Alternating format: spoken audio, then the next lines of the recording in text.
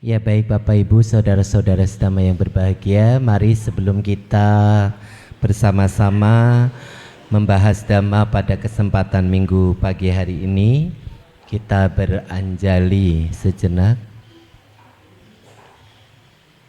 Namo tassa bhagavato arahato sama sambuddhassa. Namo tassa bhagavato arahato sama sambuddhassa. Namo tassa bhagavato arahato sama sambuddhassa.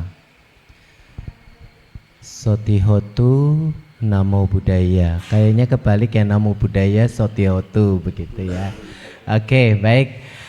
Ya, Bapak Ibu saudara-saudara sedama yang berbahagia sekali pada minggu pagi hari ini saya dapat kembali berjumpa dengan saudara-saudara sekalian pada acara puja bakti rutin minggu pagi hari ini, dan ini adalah hari kedua di bulan Februari, ya kan?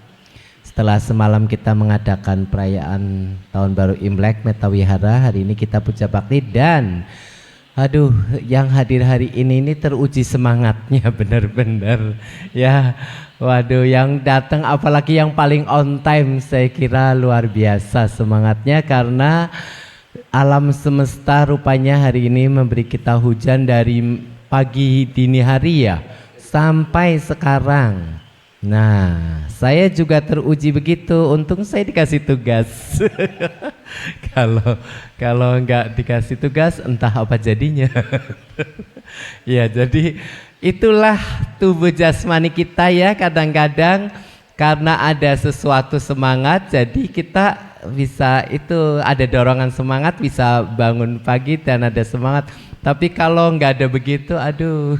Padahal ya harusnya sih tetap menjaga ya kalau untuk kebaikan, karena hari ini kesempatan setiap hari minggu. Sebenarnya saya juga salah satu orang yang sangat happy loh menanti hari minggu, meskipun sekarang saya sudah tidak ngantor lagi, tapi itu happy sekali kalau menanti hari minggu, ya nggak sih? Ada yang begitu ya, happy banget kalau udah mau hari minggu.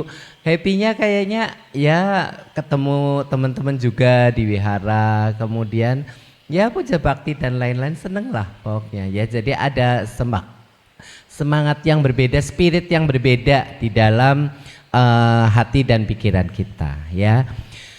Saudara-saudara sedama, pada hari ini saya ini bukan karena persiapannya sih sebenarnya udah ini, cuma saya memang ingin membahas hal ini.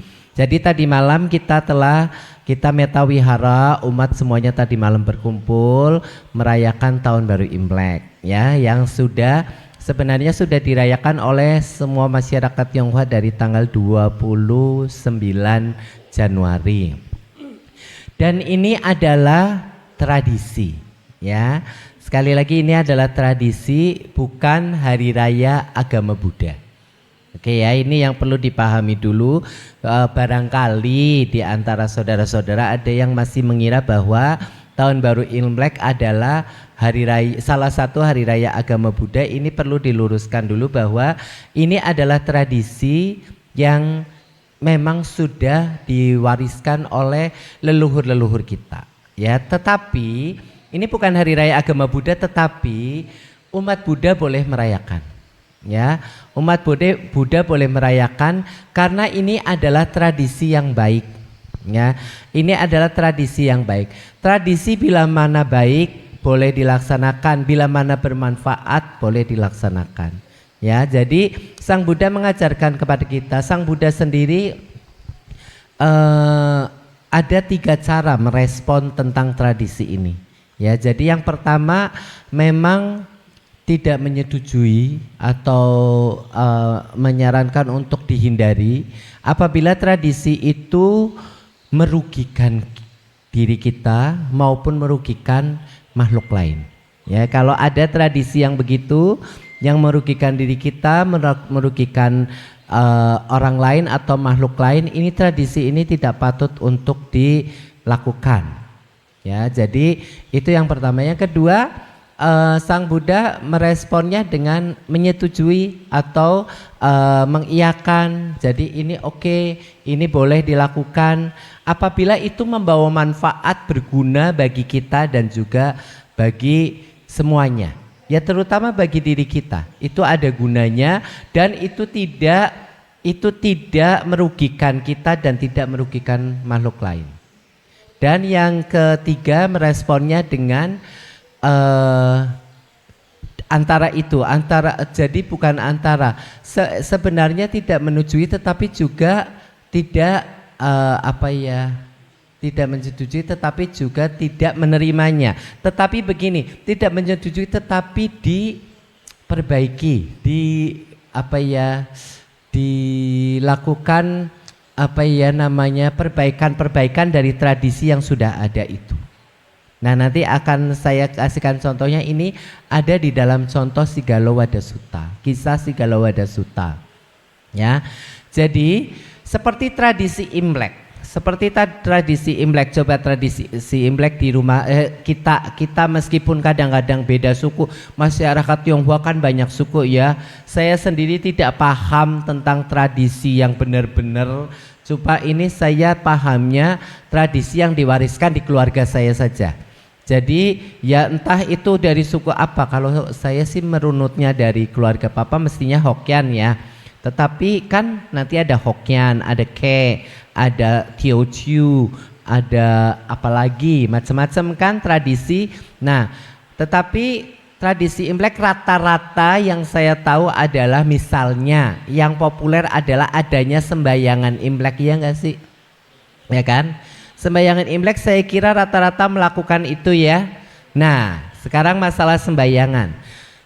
Umat Buddha bagaimana? Apakah boleh melakukan? Boleh, tetapi ya ini dia, ada hal-hal yang perlu diperhatikan bahwa sembayangan ini lalu bagaimana di meja sembayangan ada. Kalau di situ persembahan lalu ada makhluk yang harus dibunuh misalnya untuk upacara sembayangan itu, ini tradisi yang tidak boleh diteruskan nih. Maksudnya ini yang ada makhluk ininya yang harus di skip lah, dicoret dari daftar persembahan-persembahan yang harus ada di meja sembahyang. Ya, di keluarga saya sendiri dulu juga begitu ada. Jadi ya saya juga masih kecil ya, itu dari emak saya dan leluhur, pastinya emak juga dari leluhurnya lagi. Jadi nggak bisa menyalahkan emak saya, leluhurnya begitu. Nanti kalau nggak ada itu katanya nggak ada misalnya Samseng, nanti katanya nggak ada kendaraannya lo buat terbang. Misalnya ini kan kadang-kadang ada cerita-cerita begitu. No, di Buddhis boleh ada meja sembayangan tetapi jangan ada dari hasil pelanggaran yang merugikan makhluk hidup atau menyakiti, menyiksa makhluk hidup ya, begitu ya.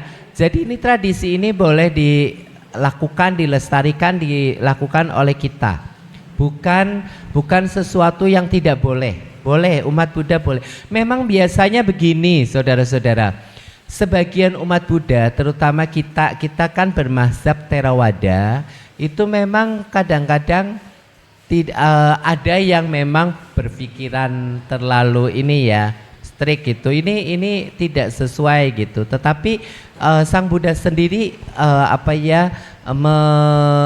dalam sebuah percakapan dengan Brahmana Janusoni itu tentang persembahan ini Sang Buddha membolehkan. Karena Brahmana Janusoni pernah suatu kesempatan bertanya kepada Sang Buddha bahwa kalau saya kan biasanya di sini mempersembahkan sesajian untuk para makhluk petak ya, maksudnya para leluhur ya. Apakah itu bisa diterima oleh para makhluk petak? Bisa gitu. Sang Buddha bilang bisa. Berarti artinya Sang Buddha membolehkan adanya tradisi itu. Dan tradisi yang begitu memang sesuai. Jadi persembahan kepada peta, kepada para leluhur kita yang telah meninggal, yang barangkali terlahir di alam-alam yang tidak baik, ini adalah pelimpahan jasa yang baik. Kemudian sesajian kepada para dewa, ya, sesajian kepada para dewa ini juga dibolehkan. Jadi bukannya lalu udah nggak boleh, kita nggak boleh gitu, karena umat Buddha ya, boleh, no problem, asal pengertian kita. Nah, yang penting pikiran kita, hati kita, pikiran kita terutama yang kita olah supaya pengertiannya berbeda dengan yang dulu-dulu. Yang dulu-dulu mungkin ada kesalahan pengertian yang diturunkan kepada kita, atau lurus ya. Jadi kurang lurus dari pengertian yang diturunkan kepada kita karena kita sekarang belajar agama Buddha. Ya. Jadi yang penting pengertian bahwa itu adalah menghormat kepada para dewa. Para dewa ini kenapa terlahir di alam dewa? Karena beliau-beliau ini sudah melakukan hal yang baik, yang luar biasa, makanya beliau-beliau terlahir di alam dewa. Makhluk-makhluk ini lahir di alam dewa, ya. Jadi tapi jangan lalu punya pengertian begini kadang-kadang ya. Ya, ini mungkin ada sebagian yang punya pengertian bahwa waduh, ini kalau nggak ada kepala babi gitu, ini nanti dewanya atau kongsonya wah murka gitu. Ya, ini enggak. Kalau kita punya pengertian yang baik, kita sesajian kepada para dewa tidak pakai begitu-begitu. Ya. Karena apa? Karena justru ini menurut pemahaman dari Bante ya, saya dengar dari pemahaman dari Bante bahwa justru para dewa ini kan terlahir di alam dewa karena dulunya melakukan hal-hal baik. Jadi para dewa ini lebih senang kalau yang disajikan adalah persembahan hal-hal yang dilakukan dari hasil perbuatan baik, bukan dari penyiksaan makhluk hidup. Ya. Jadi logikanya begitu. Para dewa kan kenapa terlahir di alam dewa? Karena pastinya secara hukum alam semesta mereka ini, beliau-beliau ini, para makhluk ini kenapa terlahir di alam dewa? Karena makhluk yang baik, melakukan hal-hal baik, tidak melanggar dhamma. Jadi pasti lebih senang ketemu dengan kita manusia yang lalu mempersembahkan persembahan-persembahan itu dengan tanpa lalu melakukan hal-hal yang buruk. Gitu ya logikanya ya. Ini juga penjelasan dari Bante yang saya lalu sampaikan lagi kepada saudara-saudara. Ya, logikanya begitu. Justru kalau kita mempersembahkan hal-hal dari yang hasil penyiksaan begitu, misalnya tadi kepala babi lah apalah, ya itu kan hasil dari ada pembunuhan di situ ya. Saya kira para dewa juga ya lebih suka dengan kepada para manusia yang mempersembahkannya dengan penuh ketulusan tetapi dengan kemurnian sila yang dilakukan. Oke ya, jadi itu. Nah, saudara-saudara sedama, di dalam Tipitaka, di dalam Dhamma disebutkan ada sebuah kisah ini juga tentang tradisi yang lalu diluruskan oleh Sang Buddha. Ya, jadi begini, di sebuah daerah Rajagaha, ya pada masa itu daerah kota Rajagaha, ada sebuah keluarga. Ada sebuah keluarga, seorang ayah, ibu dan anak. Anaknya namanya Sigala. Ya, ini pemuda Sigala. Nah, ini ayah ibunya adalah penganut Buddha yang sangat taat. Jadi beliau mengikuti ajaran yang diajarkan oleh Sang Buddha. Tetapi anaknya tidak. Anaknya tidak mengikuti ajaran Sang Buddha.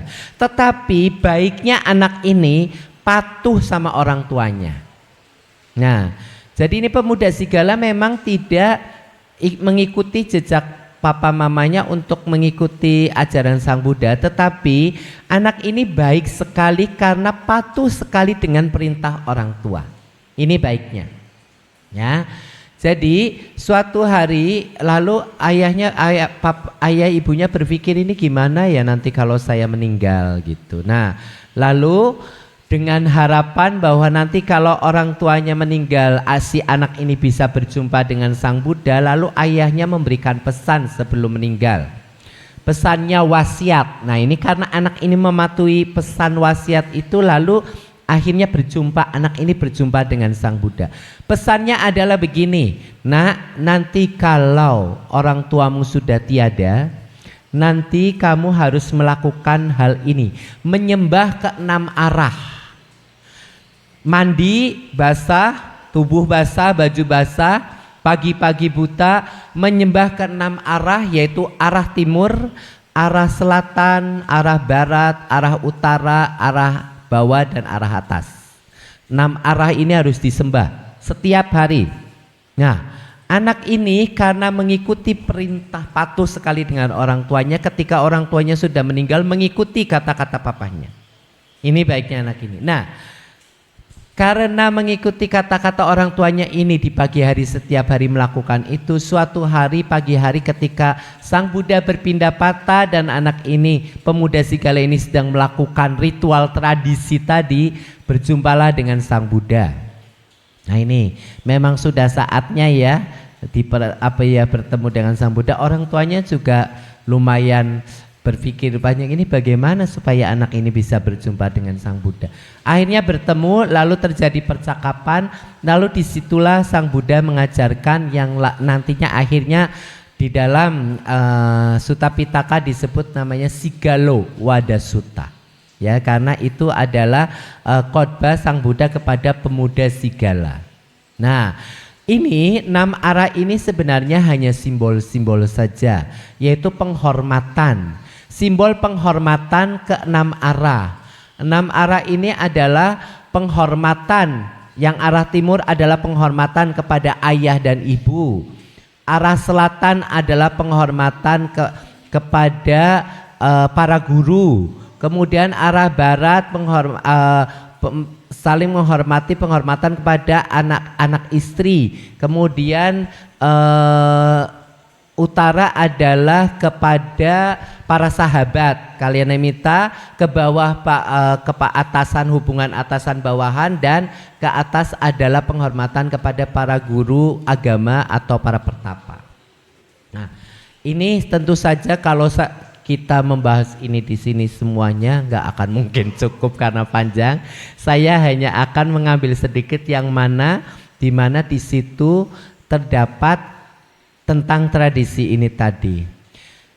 Kewajiban anak kepada orang tua, ya, itu ada 5. Yang pertama adalah menyokong orang tua. Ya, jadi setelah anak diasuh orang tua, dirawat, dinafkahi, digedein, dikasih makan dan lain-lain, dibiayain sekolahnya, punya kewajiban menyokong orang tua. Ini tertera dalam Sigalo Wada Sutta. Makanya kalau ada anak yang sama orang tuanya nggak peduli, sampai mamahnya, papahnya sudah tua, suruh cari makan sendiri, tidak disokong, bahkan dimintain uang untuk makan nggak ngasih, sampai orang tuanya banyak itu di YouTube di TikTok ya, yang udah oma opa masih cari makan sendiri, jualan apa, anaknya nggak ngasih. Kemudian banyak juga yang saya jumpai, kebetulan saya kan juga kadang-kadang, ya bukan kadang-kadang, setahun yang lalu saya hampir setiap bulan baksos ke Panti Jompo ya sama teman-teman Jakarta.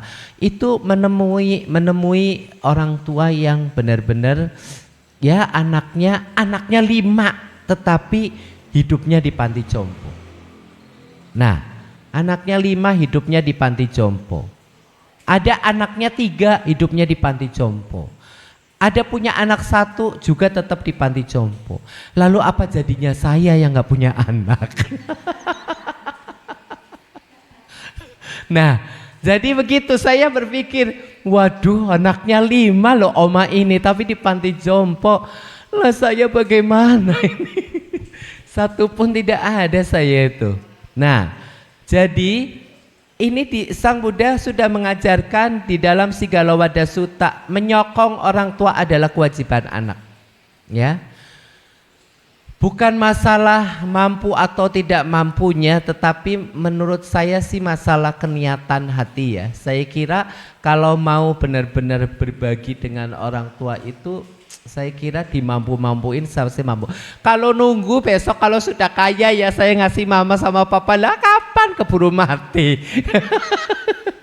Ya istilahnya begitu kan. Nah, jadi ini diajarkan. Kemudian yang kedua adalah melakukan pekerjaan-pekerjaan orang tua ya. Ini membantu orang tua lah ya. Sudah sewajarnya kerjaan orang tua bantu. Yang ketiga ini loh. Yang ketiga adalah menjaga tradisi keluarga, tradisi yang sudah dijalankan oleh orang tua, tradisi yang membawa manfaat ya. Tradisi yang berguna, yang bermanfaat, yang sudah diturunkan oleh orang tua kepada kita. Ini dia. Ini juga salah satu hal yang patut kita lakukan sebagai anak, kewajiban anak kepada orang tua. Saya lanjutkan dulu. Yang keempat adalah membuat diri kita mempunyai kualitas yang siap untuk menerima warisan. Apabila orang tua Anda berkecukupan dan punya warisan, buatlah diri kita sebagai anak yang pantas, layak untuk menerima warisan. Artinya apa? Artinya ya kita siap, bukan nanti warisan itu diterima bukan lalu nanti untuk hal-hal yang tidak baik, tetapi kita menjadikan pribadi kita yang baik dulu, yang siap menerima itu dan bisa memanfaatkan menggunakan warisan itu dengan sebaik-baiknya untuk kebaikan-kebaikan tentu saja ya, untuk keluarga. Nah, yang kelima juga ini sudah sering kita lakukan dan pada saat tahun baru Imlek tradisi ini juga dilakukan, yaitu melakukan pelimpahan jasa.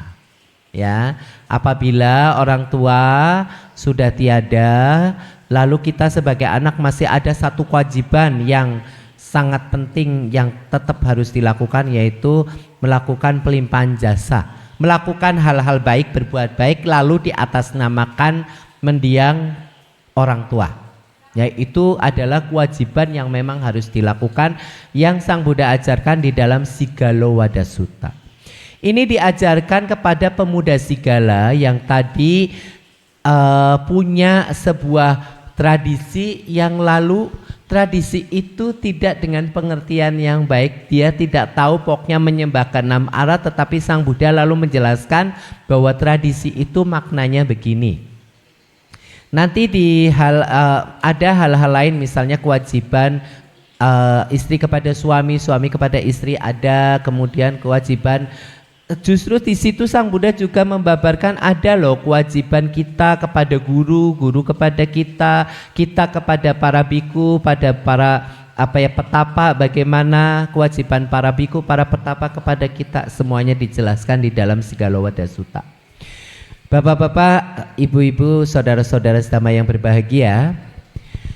Jadi sebelum ke kewajiban yang ini, yang 6 arah ini ya, yang tadi sudah saya jelaskan, ada hal yang patut dilakukan.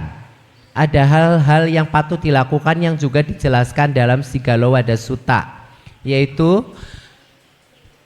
yang pertama adalah ini adalah bentuk pengendalian moral kita, kemoralan, latihan kemoralan, yaitu melaksanakan menghindari 4 hal ini, yaitu menghindari membunuh, mencuri, berzina, dan berbohong. Memang di dalam latihan kemoralan biasanya kita ada 5 ya. Tetapi kalau kita menilik di Sutta Sigalo Wada Sutta, dan saya juga sudah ngecek di sumber-sumber dari Bante dan lain sebagainya, memang di Sigalo Wada Sutta ini Sang Buddha menjelaskan menghindari ini. Ya, jadi menghindari 4 hal ini: membunuh, mencuri, berzina, dan berbohong. Ini hal yang patut pertama kali dilakukan. Jadi kita tadi akan melaksanakan 6 kewajiban itu sebagai kita perumah tangga untuk meraih kehidupan yang bahagia baik di dunia ini maupun di dunia yang akan datang. Yang pertama-tama perlu dilakukan adalah pengendalian itu terlebih dahulu.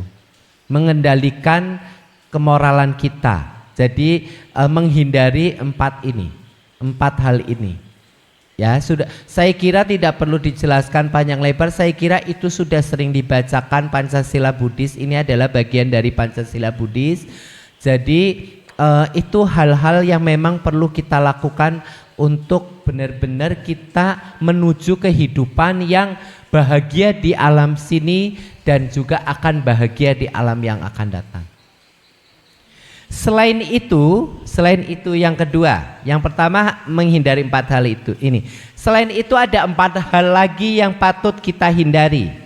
Ada empat hal lagi yang patut kita hindari, yaitu menghindari melakukan perbuatan atas dorongan keserakahan. Ya, atas dorongan keserakahan atau kesenangan diri sendiri. Ini ada istilah palingnya namanya candagati. Candagati. Jadi ini perbuatan ini dilakukan atas dorongan kesenangan diri sendiri, atau keserakahan. Ya. Kemudian yang kedua, hindari melakukan perbuatan atas dorongan kebencian. Dosa gati, ya. Jadi jangan melakukan hal-hal, perbuatan-perbuatan yang didasari dorongan keserakahan, kebencian.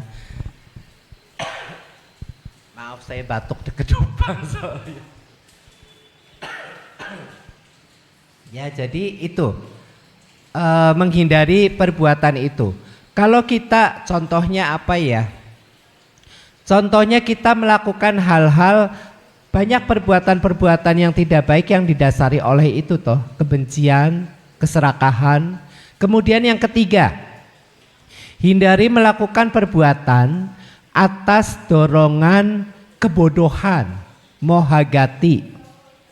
Saya teruskan lagi, yang keempat adalah hindari melakukan perbuatan atas dorongan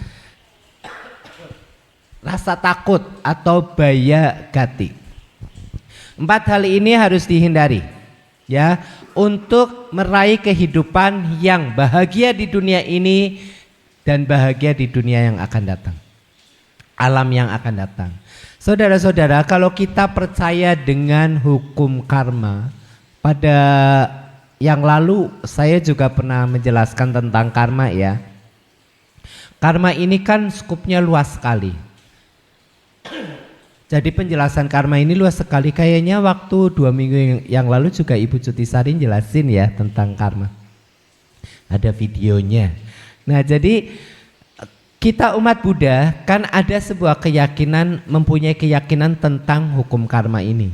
Ini salah satu keyakinan, ada 4 keyakinan itu ya. Jadi ada keyakinan kepada hukum karma, kepada yang terjadi sekarang merupakan akibat dari yang lalu, yang kita lakukan sekarang merupakan sebab dari yang akan datang, dan juga keyakinan Tathagata Bodhisada, keyakinan terhadap Sang Tathagata atas penerangan sempurna yang dicapai oleh Sang Tathagata.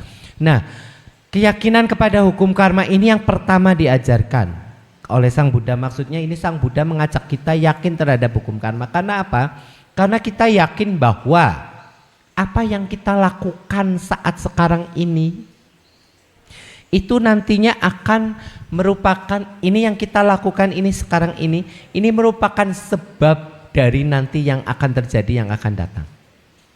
Nah, nanti ada penjelasannya lagi tuh, yang akan datangnya kapan, kan beragam. Karma itu kan berbuahnya beragam. Ada yang berbuah seketika. Ya, saya kayaknya pernah jelaskan kan, ada karma yang berbuah langsung, ada karma yang berbuah satu kehidupan setelah ini, ada karma yang berbuah berkali-kali kehidupan. Nah, jadi kalau saudara-saudara sudah berbuat baik saat ini, sudah menghindari 4 hal. Yang pertama, membunuh, mencuri, berzina, berbohong, udah saya hindari itu misalnya. Sudah menghindari 4 hal lagi. Tidak melakukan perbuatan dengan dorongan keserakahan, tidak melakukan perbuatan dengan yang dilakukan dengan dorongan kebencian, ya tidak melakukan perbuatan dengan dorongan kebodohan dan dorongan satu lagi dorongan rasa takut, tidak melakukan hal itu sudah baik, sudah melakukan. Tetapi lalu kalau hal-hal buruk, tetap hal-hal buruk yang kita petik, lalu jangan saudara-saudara berbelok. Jadi nanti wah ini saya kayaknya sudah baik ini melakukan banyak hal, tetapi kok ya hidup saya kayak gini terus gitu. Apalagi kalau patokannya adalah kesusahan secara materi, biasanya kan begitu ya orang. Jadi sebenarnya kita harus lihat kita sehat walafiat, tubuh jasmani kita utuh, tidak ada cacat, sehat walafiat, terlahir di bumi pertiwi Indonesia Raya yang tenang, damai, sentosa. Kemudian gemah ripah lo jinawi, musimnya hanya ada kemarau dan hujan, nggak usah dikasih salju nanti pada ndrok-ndrok kabeh. Ya jadi kita lahir di Indonesia udah berkah, karma baik itu. Ya enggak. Kemudian lahir jadi manusia, karma baik, tubuh jasmaninya komplit, karma baik, sehat walafiat, nggak ada penyakitnya, karma baik. Lah duitnya kurang kok yang ngeluh terus. Padahal kan berkahnya sudah banyak. Ya enggak. Jadi saudara-saudara sudah melakukan tadi menghindari empat hal ini. Nah, berkahnya apa yo? Sehat. Apa ya, bisa melakukan hal-hal kebaikan yang lain, dan lahirnya jadi manusia, bukan lahir di alam binatang. Nah coba kita kan bisa lihat alam lain yang terlihat di alam manusia adalah alam binatang. Lihat deh di YouTube itu, coba ya, rusa lagi makan tanaman enak-enak, ujuk-ujuk diterkam macan. Coba mau hidup di alam begitu? Waduh, kalau saya lihat itu sih ya, nanti ujung-ujungnya setelah selesai itu saya aduh amit-amit jangan lahir di situ ya gitu. Aduh, iya loh. Nah, kelinci atau ayam hutan lagi jalan, elang tiba-tiba nangkap. Waduh. Terlahir di alam manusia itu luar biasa loh. Ini karma baik luar biasa.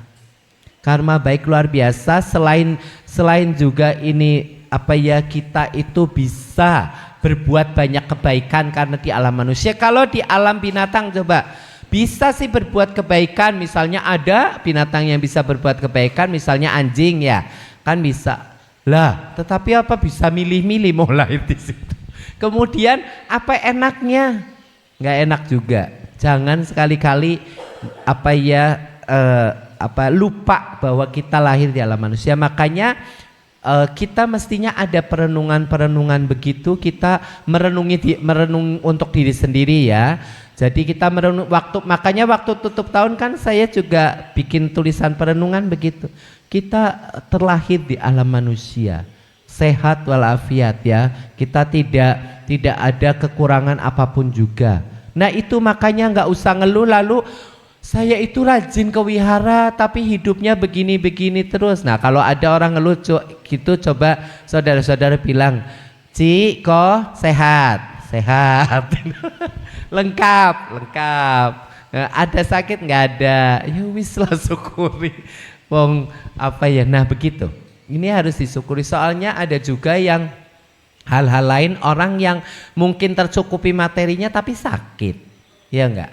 Ada yang begitu. Makanya lalu kalau sudah melakukan hal-hal baik yang diajarkan oleh Sang Buddha, lalu masih menemui ya ini tadi, karma kan tidak langsung berbuah saudara-saudara, itu simpanan untuk nanti.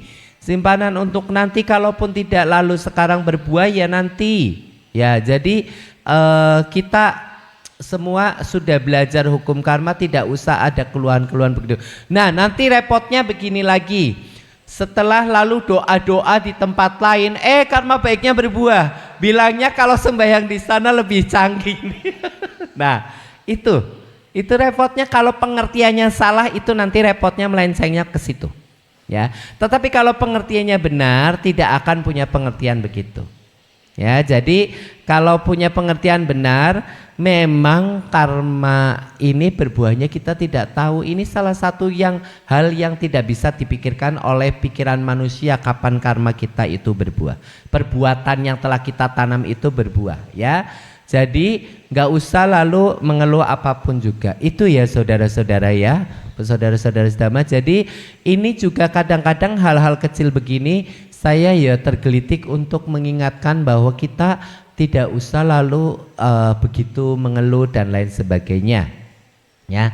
Jadi kembali lagi kepada tadi tahun baru Imlek ya. Setelah saya jelaskan tadi di Sigalowada Sutta begitu ada contoh bahwa pemuda Sigala dengan tradisi kebiasaan yang tadinya salah lalu diluruskan oleh Sang Buddha.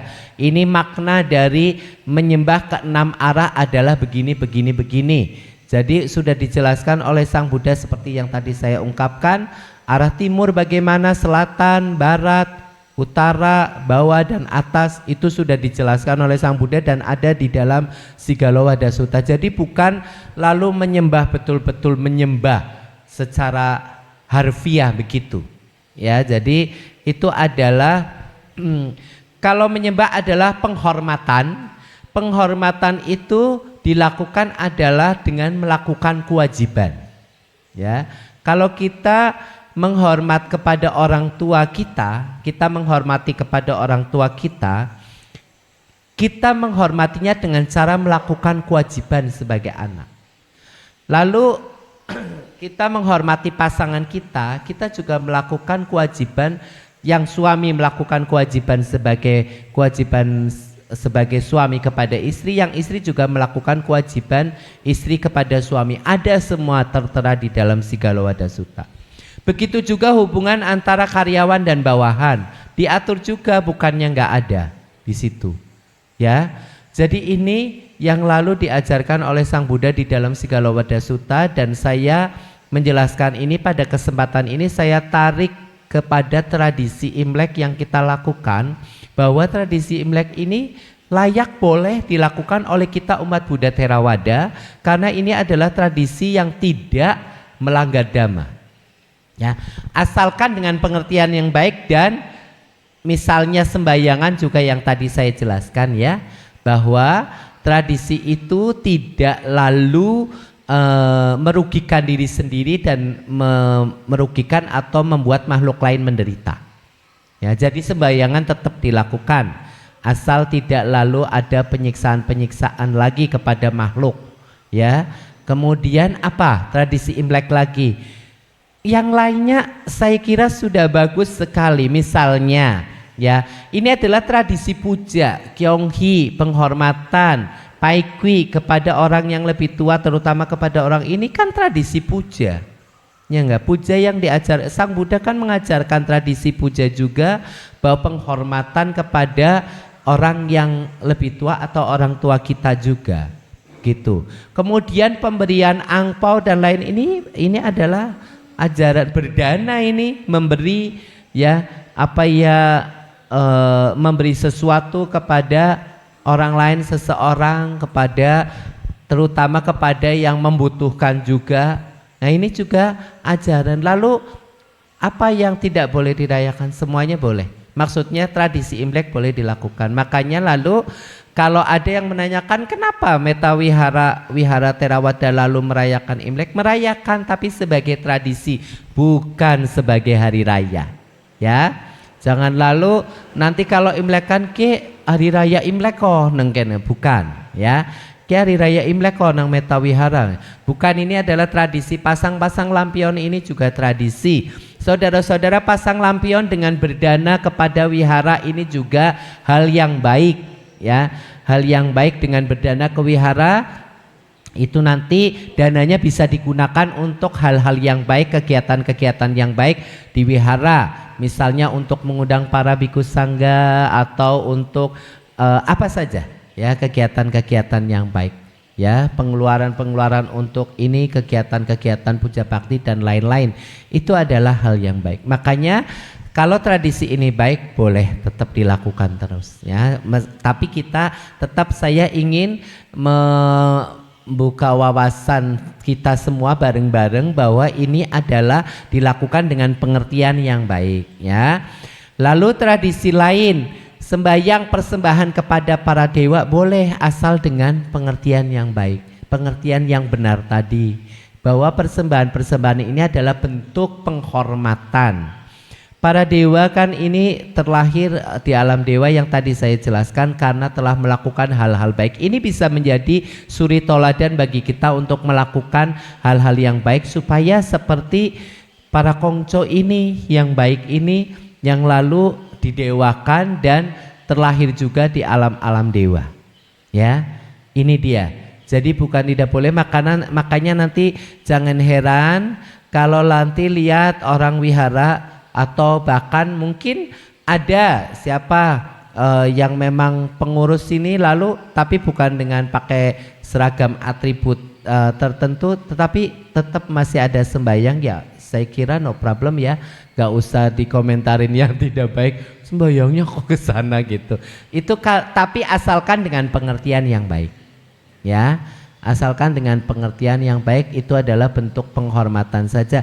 Seperti tadi yang diceritakan pertemuan percakapan antara Sang Buddha dengan Brahmana Janusoni itu kan juga Sang Buddha, berarti itu boleh, itu alam peta. Apakah saya kan sering melakukan sesajian, apakah alam peta akan menerimanya, memakannya? Iya ya, Sang Buddha mengiyakan tentang sesajian-sesajian ini ya. Itu yang ingin saya sampaikan, tapi kok singkat ya?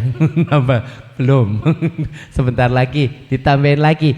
Saudara-saudara, jadi begini, kalau lalu kita sudah memahami tentang itu tadi, menghindari empat hal tadi, tidak membunuh, tidak mencuri, tidak berzina, tidak berbohong, menghindari empat tadi, tidak melakukan perbuatan atas dorongan ya, dengan dasar dorongan apa tadi, keserakahan, kebencian, kemudian kebodohan dan rasa takut ya, empat ini.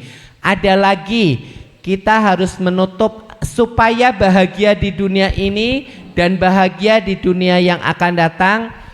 Ada aspek juga ekonomi yang harus dilakukan. Ini aspek ekonomi ya menurut Bante ya, saya jadi ingat menutup 6 saluran yang membuat pemborosan harta kekayaan. Menutup 6 saluran yang membuat runtuhnya atau habisnya kekayaan kita. 6 saluran itu apa? Yang pertama, mabuk-mabukan ya, hindari mabuk-mabukan. Mabuk-mabukan itu luar biasa loh, kalau udah kecanduan ya, udah orang mabuk itu habis segala-galanya ya. Jadi itu harus benar-benar dihindari. Jangan lalu ya kalau ada yang ya telernya masih terkendali nggak apa-apa, oh no, jangan begitu. Ini adalah salah satu saluran saluran dari habisnya harta kekayaan. Ini mabuk-mabukan. Yang kedua adalah berkeliaran atau berjalan-jalan tengah malam hari dengan tanpa ada tujuan tertentu. Tujuan tertentu yang baik ya, maksudnya ada alasannya. Tetapi kelayapan malam-malam, berkeliaran malam-malam ya, itu juga salah satu saluran bisa runtuhnya harta kekayaan ya, habisnya harta kekayaan. Karena apa? Karena banyak bahaya ini kalau malam-malam ini, banyak bahaya yang mengintai, banyak godaan yang mengintai, ya enggak sih ya. Sang Buddha menjelaskan ini kan pasti ada alasannya dong. Zaman sekarang aja banyak bahayanya, apalagi zaman dulu yang tidak ada listrik, ini bahaya ini. Bisa, kalaupun kita tidak tujuan apa-apa, bisa misalnya membawa sesuatu, bisa kerampokan misalnya, iya enggak? Itu kan kalau memang tidak ada hal-hal yang baik, tidak usah kelayapan malam-malam ya. Keluar malam-malam atau dugem kali ya, dugem yang tidak terarah lah. Ini bisa menjadi salah satu saluran. Mabok, menghindari jalan tengah malam hari tanpa ada tujuan tertentu. Kemudian yang ketiga adalah berjudi. Nah, berjudi ini juga saya kira setuju semua ya. Berjudi adalah salah satu saluran di mana kalau ini tidak ditutup akan menjadi salah satu faktor runtuhnya atau habisnya kekayaan. Judi itu kalau sudah pasang, ini kata orang ya, kata orang, saya nggak pernah. Kata orang ya, judi kalau sudah pasang, sudah menang, kalah pengen pasang lagi, menang pun pengen pasang lagi, ya nggak sih gitu katanya ya. Supaya gini, soalnya kalau kalah penasaran belum menang ya Romo ya. Kemudian kalau menang pengen menang lagi, gitu loh. Coba kita ke Genting, lihat. Genting mana, Singapura ya Genting ya? Malaysia. Genting atau ke Makau. Nah di situ. Nah kalau ini ada cerita teman saya. Ini memang istilahnya untuk happy saja karena di sana untuk turis ya, di Makau atau di mana, di Genting. Jadi dia pasang, dapat tuh. Nah dia pasang lagi, akhirnya kalah. Tadinya kalau menang lalu keluar, dia udah terima uang banyak, ya kan? Itu judi begitu loh. Makanya tidak ada yang nama judi lalu harta kekayaan tambah banyak, malah tambah runtuh, tambah habis. Amsyong dah udah, pokoknya nggak usah dilakukan itu mah. Ya, kemudian ada lagi yang bilang bahwa judi itu pasti yang menang bandarnya, bener nggak ini? Pasti yang menang bandarnya ya, nggak mungkin bandar kalah. Nah lalu kita tahu bahwa bandar bakal menang, tapi kita bisa tergoda. Makanya hindari judi. Ini salah satu saluran runtuhnya harta kekayaan kita. Kan kita mau happy di dunia ini dan happy di dunia yang akan datang. Happy di dunia ini tadi moral kita sudah diatasi dengan ini, menghindari 4 ini. Spiritual kita, batin kita tadi juga sudah menghindari 4 ini. Kemudian ini secara ekonominya juga harus jadi happy, nanti jadi orang baik, silanya terjaga, kemoralannya terjaga, kaya raya, canggih kan? Happy kan? Ya kan? Begitu, bahagia di dunia ini, nggak kekurangan. Kalau kata orang-orang mati masuk surga. Ya jadi begitu. Oke ya. Jadi itu baru 3. Yang keempat adalah hindari berteman dengan orang yang tidak baik. Ini juga parah loh. Hindari berteman dengan orang yang tidak baik.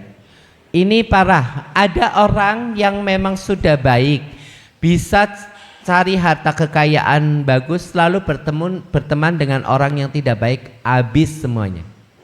Ya. Bisa ditipu oleh teman sendiri, bisa diarahkan kepada hal-hal yang tidak baik.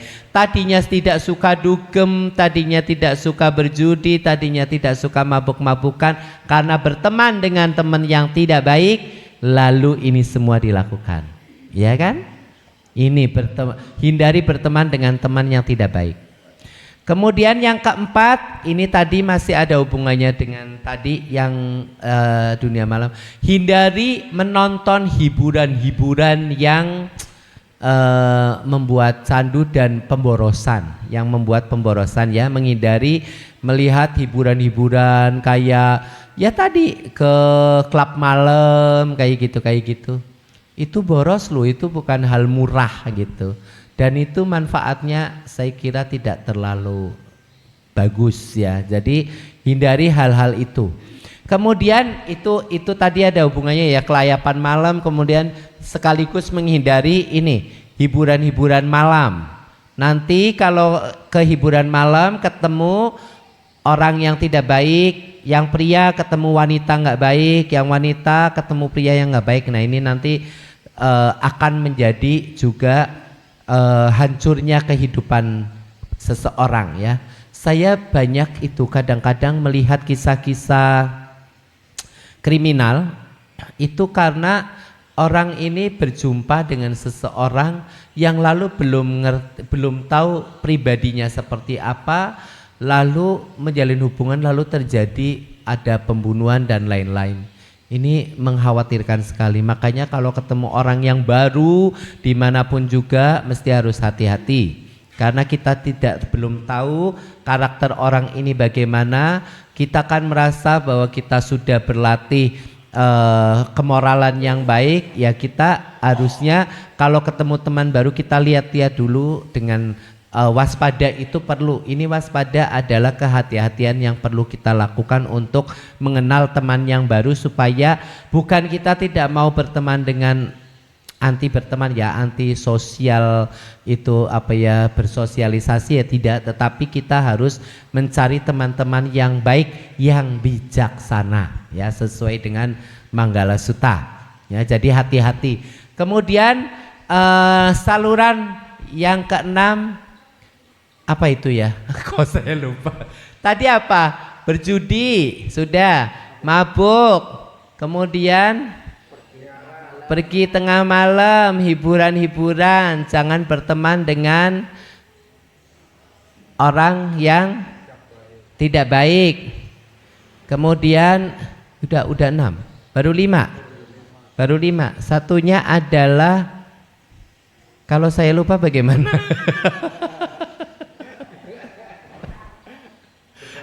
berat. Coba saya harus melatih konsentrasi lagi ya. Jadi tadi menutup 6 saluran itu ya, kita harus menghindari berjudi. Mabuk-mabukan. Kemudian menghindari berjudi. Oke, bagus ya. Kemudian jangan pergi tengah malam. Kemudian menghindari tempat-tempat hiburan. Kemudian jangan bergaul dengan teman yang tidak baik. Yang kelima adalah apa? Udah 6. Baru kelima. Terus tanya ke 6. Coba apa? Masih ngelawaknya.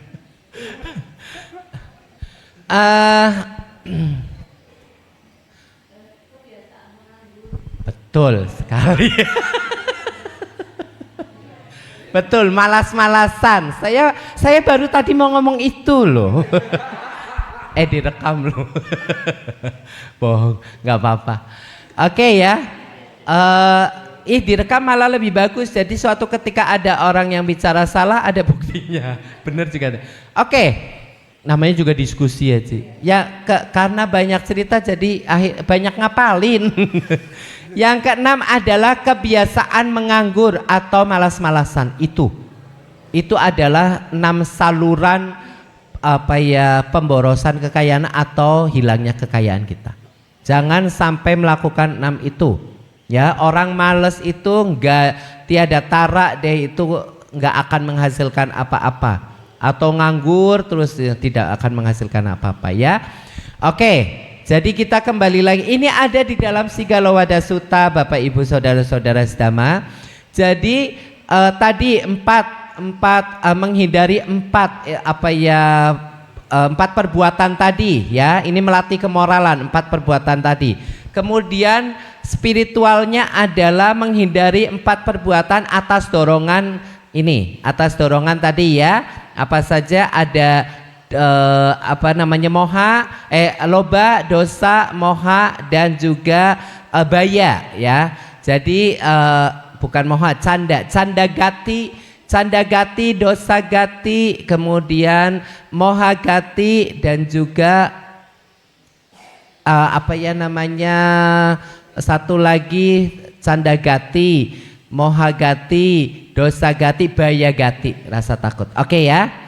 Setelah itu tutup saluran pemborosan kekayaan. Otomatis ini Sang Buddha di sutta ini menjelaskan bagaimana bahagia di dunia ini, hidupnya sesuai dengan sila, secara moral spiritual kita baik, kekayaan kita bisa terjaga, kemudian kelak kemudian hari setelah meninggal dunia terlahir di alam bahagia.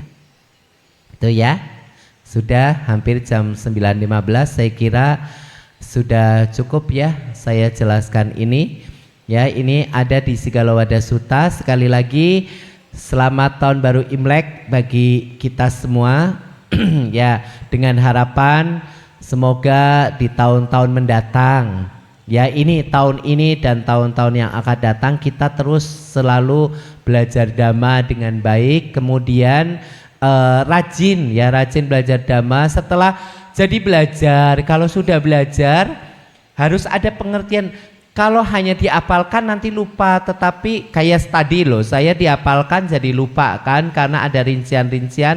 Tetapi kalau lalu ada pengertiannya, setidaknya ngerti gitu. Ngerti, oh iya, jangan sampai begini.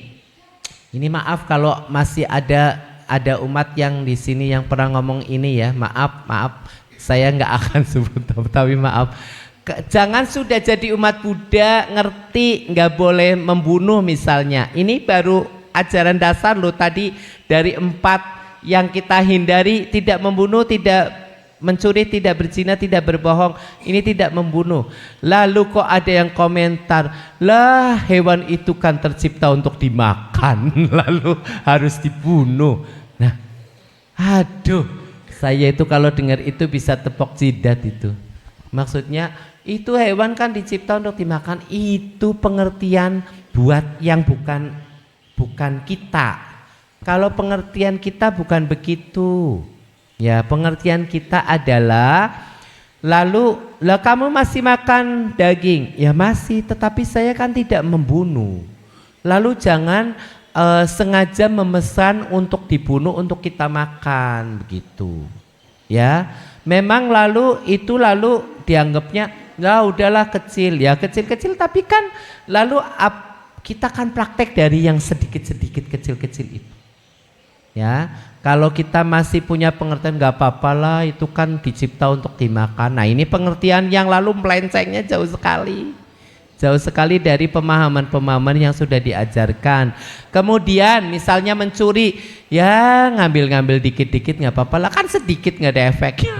Nah itu dia ya. Korupsi kecil-kecilan, yang kerja di kantor, bosnya nggak tahu lah, ini ada uang kembalian masuk kantong lah gitu. Nah ini dia ya, ini kita sudah belajar, jangan begitu ya. Jadi oke, mungkin lupa, misalnya nggak hafal Pancasila Buddhis, saya udah tua nggak bisa ngapalin itu 5, tadi aja saya 6 lupa 1.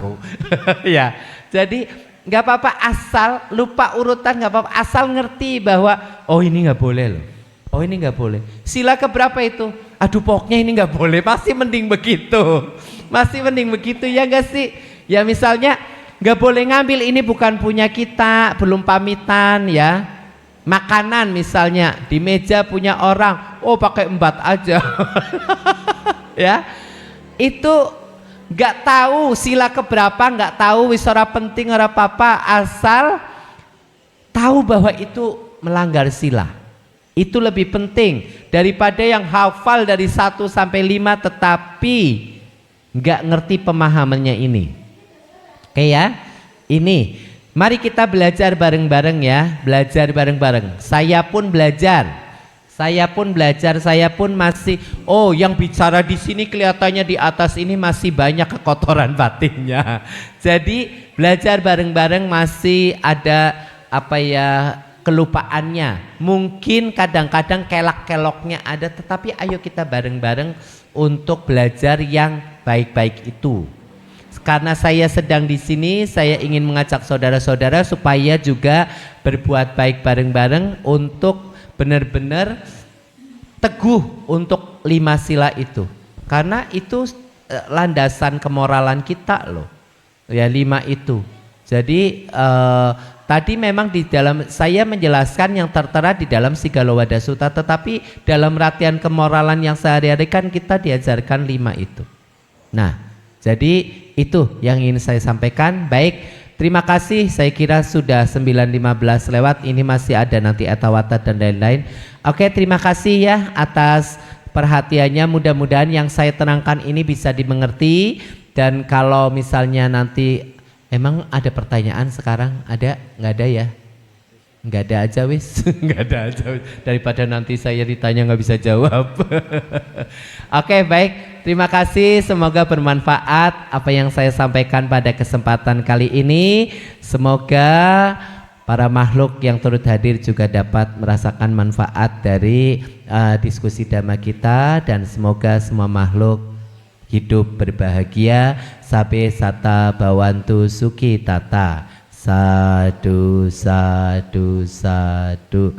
Namo Buddhaya, Sotihotu. Terima kasih.